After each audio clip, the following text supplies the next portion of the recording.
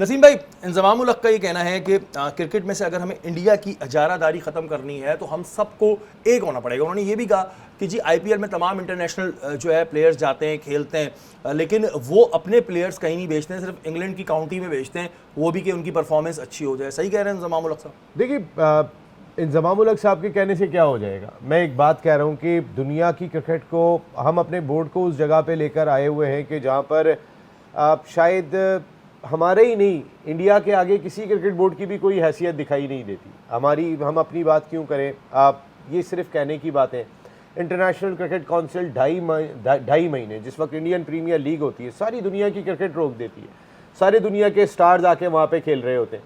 England cricket board कहता है कि जी आईपीएल में तो हमारे प्लेयर खेलने जाएंगे, पीएसएल में खेलने नहीं जाएंगे। मकसद है कि इतनी खुला के बात कर रहे होते हैं। जब ऐसी सूरत हाल होगी तो आप इंडियन प्रीमियर लीग को कैसे रोक सकेंगे, प्लेयर्स को जाने से कैसे रोक सकेंगे, या फिर इंडिया के प्लेयर्स अगर नहीं जाते हैं कहीं पे, तो ये तो इंडियन क्रिकेट बोर्ड की अपनी एक सख्ती है, एक उनका अंदाज है। पैसे तो उनको वहाँ भी जाके मिलते हैं, लेकिन वो इतना पैसा अपनी डोमेस्टिक क्रिकेट में दे देते हैं, वो इतना पैसा आईपीएल की सूरत में दे देते हैं, वो बाहर के प्लेयर्स को इतना पैसा दे देते हैं कि लोग उनको शक की निगाह से देख रहे होते हैं कि मैक्सवेल ने जानबूझ के कैच तो नहीं छोड़ा ये कोहली का।